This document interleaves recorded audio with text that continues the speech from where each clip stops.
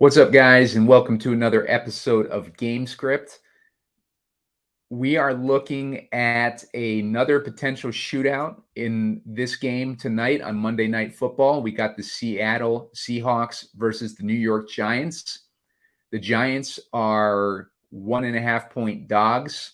At one point, they were 1.5-point favorites. I don't know how that was possible because they've been awful this year. The Seattle Seahawks have been horrible on defense. Both these teams have really bad defenses, which makes the shootout issue potential. But Seattle has a decent offense. New York's offense is non-existent this year, and they just ruled Saquon Barkley as doubtful. It's looking like he's not going to play tonight. So they lost their best offensive weapon potentially in this game.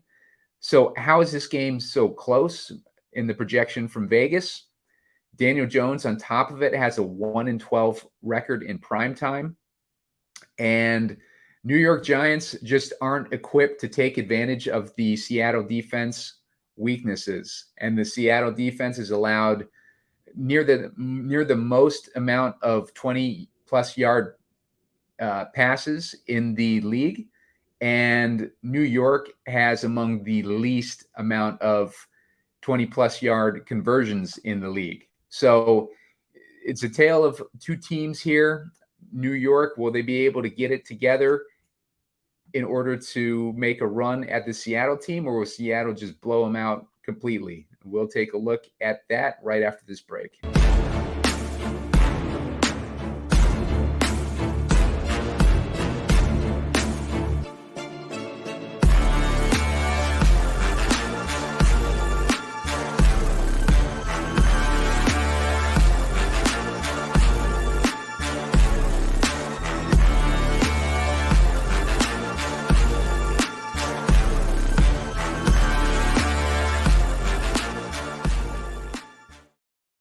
Hey, what's up, guys? I'm Simon Edwards at Pumacom with Heat Seeker Sports, and you're watching Gamescript. Gamescript is a show where we break down one-game slates, and tonight we're looking at Monday Night Football, NFL Week 4, between the New York Giants and the Seattle Seahawks.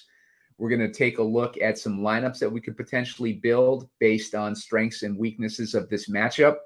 And we're going to look for a way to get a little bit different because we like to compete against 20% of the field as opposed to 80% of the field. So we'll take a look at a more popular lineup, and then we'll try to get different a little bit with our second lineup. And before we get into that, please hit like on this video, hit subscribe on the channel. We put out these shows for every single game slate, for the island games at least. And you won't want to miss it. We've been hitting on a lot of our plays, a lot of the captains that I've picked and I've had guests pick on this show have hit. So it's not a show that you want to miss for if you're a fan of showdown contests. So we'll get into it now. We're looking at the Seattle Seahawks versus the New York Giants. Injuries as far as this game is concerned, the Seattle secondary has been banged up all season, and that's reflected in the numbers that they've allowed to opposing passing games. They've been a pass game funnel. They've actually been pretty good against the run. But in tonight's game, Seattle's secondary is banged up again, but they look like they might get back Reek Woolen and Jamal Adams. So that's good for Seattle's side. That Jamal Adams return, he's returning from a painful injury. He's been out for about a year. So I'm not expecting much out of him, but it is significant, his return, particularly for Darren Waller. So keep an eye on that. And we want to confirm that they're actually going to be in. Noah Fant for the Seahawks has been banged up, and Will Disley is also banged up. I believe both those tight ends are expected to play tonight, but they are questionable. We got Andrew Thomas out. He's the offensive line for the New York Giants, and then Saquon Barkley is doubtful. So the Giants' O-line has been a problem all season. They have been shifting, and tonight I believe they will be on their fourth iteration of this offensive line. That has left Daniel Jones with not much protection, and he's been rushing his throws. He's already thrown more interceptions this year than he did almost the entire season last year. So another reason, another strike against the Giants in this matchup. It's interesting, the Vegas line having them only behind by 1.5 points. They got a decent total in this game too at 47.5. It's very, very weird line to me, but we'll take a look and see how we can build around that. So we'll go over the entire roster here first. Kenneth Walker, he's got a good matchup. I like his matchup against the Giants here, and I like him as a potential captain tonight. Geno Smith, he's got another good matchup against a weak Giants secondary. Daniel Jones has a good matchup against a weak Seattle secondary. Question is, will that O-line allow him to throw and have success against this Seattle defense? DK Metcalf, he is the guy that I think I like best between him and Tyler Lockett. Metcalf is the guy that they go to the most when they're being blitzed and in man coverage, and that's should be the defensive look that they see the most in tonight's matchup. So keep an eye on DK Metcalf in this matchup. Now, Lockett's targets stay pretty consistent, whether it's zone or man coverage, but Metcalf's target rate practically doubles versus man coverage. So I like the chances of DK Metcalf to have a big game here. And as we know from like the other showdown shows that we've done with the Giants so far this season, the Giants like to blitz a lot. So Giants like to blitz a lot, and they like to cover in man coverage when they do that. And those both benefit DK Metcalf, but they also benefit Geno Smith, as Geno Smith, he's one of the best quarterbacks in the league versus the blitz. So, good news all around for Seattle's offense there. Tyler Lockett, mentioned him. His target rates stay the same pretty much, whether it's man or zone coverage, but he is targeted a decent amount in tonight's coverage. So Lockett is definitely in the player pool still. Let's see. We got Darren Waller. Darren Waller has probably one of the best matchups on the slate tonight. And Darren Waller hasn't done much this season, but he's had some difficult matchups. Let's take a look at what he's done so far. Last week, he only got 5 points against the San Francisco defense, but San Francisco is a beast. Arizona, he scored 13.6 fantasy points. That was 8 targets, 6 receptions for 76 yards, just didn't get a touchdown. If he got a touchdown, it would have been a huge game, and people would be talking about him a little bit more maybe. This first week, he had 5 targets for 3 receptions and 36 yards. So Darren Waller has not had a breakout game yet with the Giants, but this is one of the best matchups that he's going to get in a while. So Darren Waller is a guy that we're going to want to consider tonight. The Seahawks, they've been weak against the slot. The slot is where we've been targeting them the most. Last week, we had our highlighted game was the Carolina Panthers versus Seattle Seahawks. That was a game that, I was recommending just based on how bad Seattle had been against the pass. And they had Andy Dalton back for the Panthers. And I figured that a veteran presence would be a boost for the Panthers passing game. And it ended up coming to fruition. We got 34.5 points out of Adam Thielen in that game, the slot receiver for the Carolina Panthers. And right now, with Darren Waller running a bunch of his routes out of the slot, that looks like a pretty good matchup for Darren Waller tonight. So we'll be keeping him on our radar in our player pool for flex and captain. Matt Breida, he's been getting basically all the work for New York as the running back since Saquon has been out. But the problem with Matt Breida is his matchup, and Seattle is really good versus the run. So we don't necessarily want to be looking too hard at Matt Breida tonight, but when he fits the build, it'll make sense to have Matt Breida in a lineup or two. So skipping down to Isaiah Hodgins. Isaiah Hodgins, his workload has been inconsistent. Last week, we had one target. He was a guy that I actually liked last week, and he got one target in a good matchup. Week before that, he got 5 targets. Week before that, he got 3 targets. So Isaiah Hodgins, like this New York passing game in general, the wide receiver core seems like another situation that we dealt with last night with the Kansas City Chiefs, where it's just a bunch of scrubs in their lineups, and we really don't know which way that they're going to turn. But tonight, I have a little bit better of an idea of which way they might turn, being the slot receivers. They could also go to Darius Slayton in the wideout position. Darius Slayton has been getting the highest percentage of routes run, and it looks like he's gotten a decent amount of targets to begin the season. 6 targets last week against San Francisco, 6 targets the week before that, and 5 targets the week before that. But he's done absolutely nothing with those targets because he's only had a max of 9 fantasy points so far this season. But he's getting the opportunity, which against a bad Seattle secondary makes him interesting. So we'll keep him in mind. Jackson Smith and Jigba has been a disappointment this year. He's been getting like 0 work this year. And we'll take a look at his game log. 3 targets last week, 6 the week before that, and 5 the week before that. So he's been getting decent targets, but he's another guy, like his highest total is 8.5 fantasy points.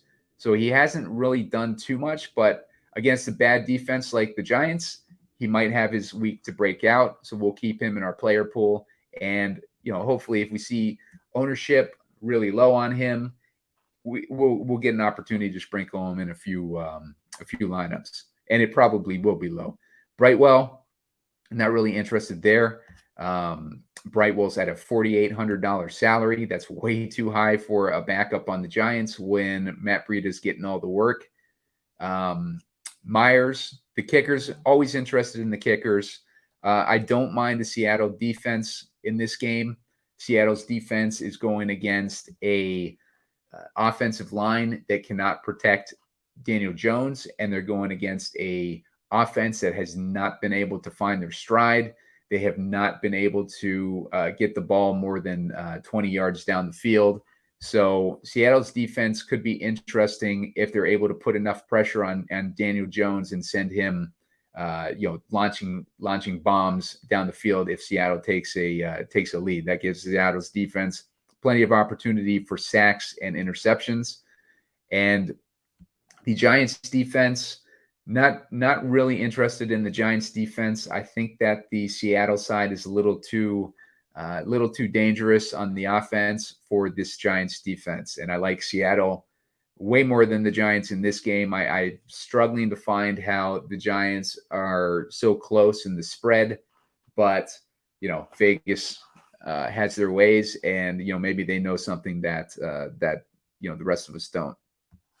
For the tight ends on Seattle's side, the tight ends are banged up tonight. We got Noah Fant, we got Will Dissly, and we got Cody Parkinson. Noah Fant, it's a 3-headed monster in general. Now, tight ends are getting targeted a lot against the Giants. So if 1 or 2 of these guys is out, that makes Cody Parkinson interesting to me at only $800, because if Fant is banged up and potentially sits tonight, then that leaves just Dissly and Parkinson. And Dissly is also hurt. He's also banged up. So we don't know, what the situation with Dissly is either. Dissly is only $400. So Dissly and Parkinson, like if you built a lineup with a cheap tight end, I would build a duplicate of that and put in the other cheap tight end if Fant is out. Zach Charbonnet, he's been getting a little bit more work at the running back position, but he's nothing that I've been scared off by with Kenneth Walker, because Charbonnet, just Seattle in general, the way that these coaches work, they like to commit to a workhorse back.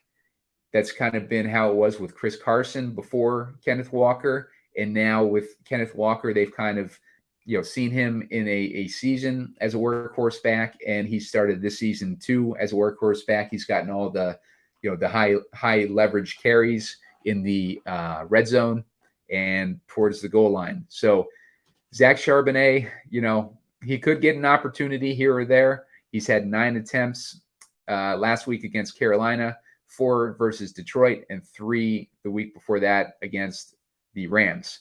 And Charbonnet is a second-round draft pick, just like Kenneth Walker was. But I think just with the coaching tendencies, liking to hone in on a feature back, I think Kenneth Walker is a much better way to go in this matchup.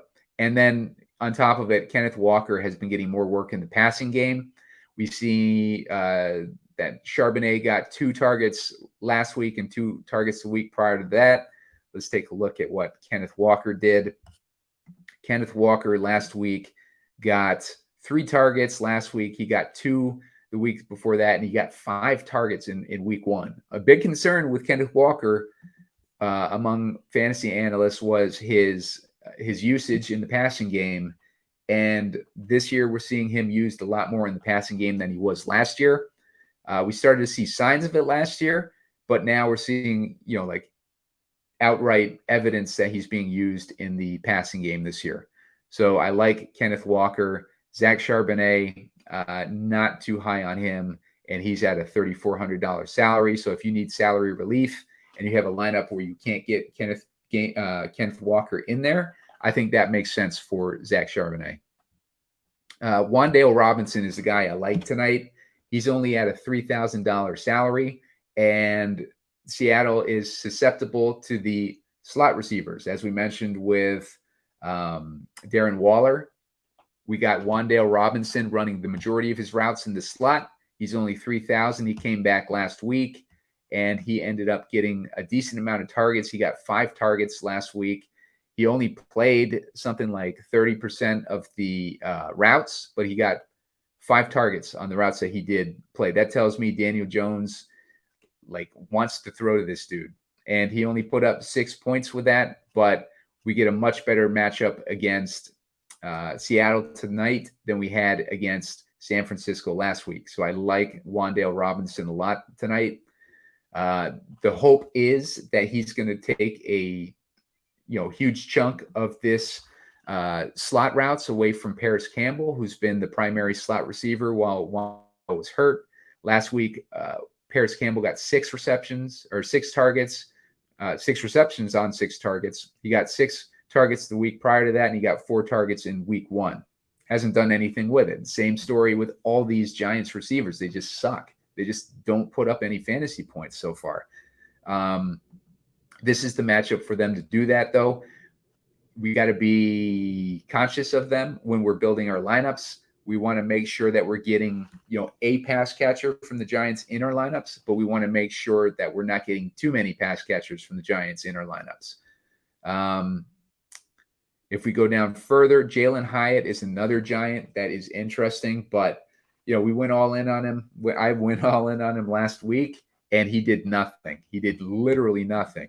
And he showed some promise a couple weeks ago when he broke off, two catches for 89 yards, and it looked like, he was going to get a bigger workload. And then he comes in last week, and he got 0 targets. So very frustrating with Jalen Hyatt last week. We don't know how the Giants are going to use him. Maybe tonight they decide they want to use him, but I will probably not have a bunch of exposure there. So Parkinson and Disley, as we go down a little further, Bobo actually got a touchdown last week. Let's see what his logs have looked like. 2 targets last week, 1 target the week prior to that. He hasn't done much of anything, but He did score a touchdown last week. I'm not interested in him, though. Other than that, Sterling Shepard, not sure what his deal is. He got he got 0 targets last week, 1 target the week before that, and 1 target the week before that. Sterling Shepard might just be dust at this point. I think we have better options than him to look at, and I don't think that we're going to need to go dumpster diving in tonight's matchup. So all those lineups, players being said, let's look at a lineup here. I think the popular route tonight is going to be to go with one of these receivers for Seattle. I think Lockett being the cheaper guy, I think most people will lean on him as the captain tonight, if not one of the quarterbacks. We also see, who do we see? Daniel Jones is pretty cheap as a captain. Not as cheap as he was in the last game we played him in, but I like Lockett as more of a chalky captain tonight. If Lockett's in there, I also like Kenneth Walker. I like his matchup tonight. Let's take a look at this matchup for Kenneth Walker, see what kind of points the Giants are giving up. They're giving up 28.6 points per game to running back, which is outstanding. As far as receivers, they're giving up 17 points to the slot and 10 points to wideouts, which isn't that great, actually. That's not that great. But Lockett does have a good DVOA matchup on the right side of the field where he aligns the most. So I do like Lockett in this game, although with the targets that Metcalf gets against the Giants coverage, I like Metcalf more, but I think the more popular captain option is going to be Lockett tonight with the $800 discount, and just as likely to have a decent game as DK Metcalf is. So I like that there. I like Daniel Jones in this matchup. The Seahawks have been giving up 23.6 points per game to the quarterback position. And as I mentioned earlier, we rolled out Dusty Andy Dalton last week against this defense just because the matchup was so good. Even though all Dalton had to throw to was Adam Thielen and DJ Chark, we went with a stack of Adam Thielen because we liked him in the slot. This week, I'm going to stack Darren Waller with Daniel Jones. And I want to go down a little bit here and get in a guy like Wan'Dale Robinson too, in hopes that Robinson will have a bigger game than he had last week. We saw him get targeted on the majority of his routes last week. So Wan'Dale Robinson, I like him in this matchup. Somehow I'm ending up with like a Giants heavy build here. But Seattle, they have a tendency to have a concentrated offense. So I don't mind having, like a couple of Seattle studs in here with like a decent amount of Giants. So if we're looking at 7,600 remaining for salary, you could put in Matt Breida if you think that maybe he can get a goal line carry. That would kind of work with the idea that Daniel Jones is racking up, maybe running yards, and then Waller and Robinson are racking up PPR points like throughout the game, catching a lot of dump offs and a lot of Daniel Jones's hurried throws and everything against the Seattle defense that are allowing like a lot of short yardage throws to slot receivers and guys running out of the slot. So Daniel Jones could be hitting Darren Waller. He could be hitting Robinson. Maybe he hits one of those guys for a touchdown, but just not enough to put Daniel Jones over the top as far as points that would put him in the captain. Kenneth Walker and Tyler Lockett are racking up most of the offense for the Giants for the Seahawks on the other side. So, that puts them, with the highest concentration of that offense, maybe tonight as a sensible, like just pairing the two of them. With the remaining flex, we could do Breida, as I said, if these guys are moving the ball downfield, maybe Breida comes in and he poaches a couple goal line touchdowns or something like that. I believe Seattle has allowed a few touchdowns to running backs this season, so that would make a little bit of sense there. And if we scroll down even more, Isaiah, I wouldn't go another Giants receiver in this matchup. So Hodgins and Slayton would likely be out for me. If you wanted to replace Wandale with Slayton, I think that would make sense. Jackson Smith and Jigba, he could be interesting tonight. Like if he's got a good matchup against the Giants tonight.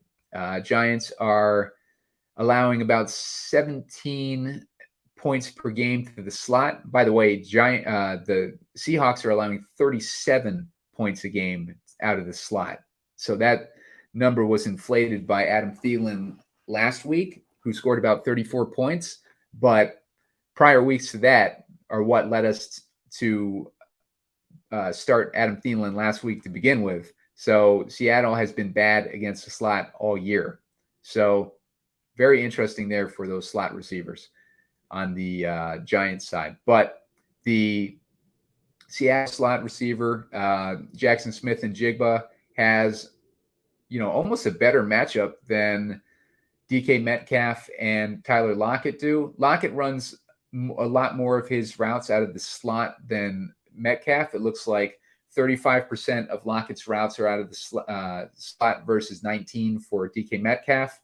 Jackson Smith and Jigba, though, is 79% of his routes are out of the slot.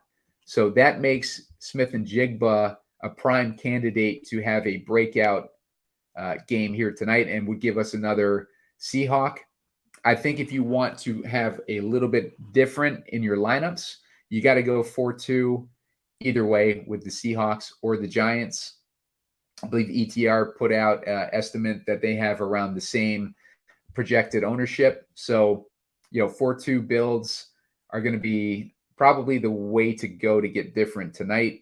But, we're looking at Smith and Jigba as a interesting guy to plug in here with the salary remaining. Seahawks as well. You could either go their kicker, maybe their defense. Maybe either one of those guys could have a game. If we're looking at the kicker, that would help us justify not having Geno Smith in this lineup.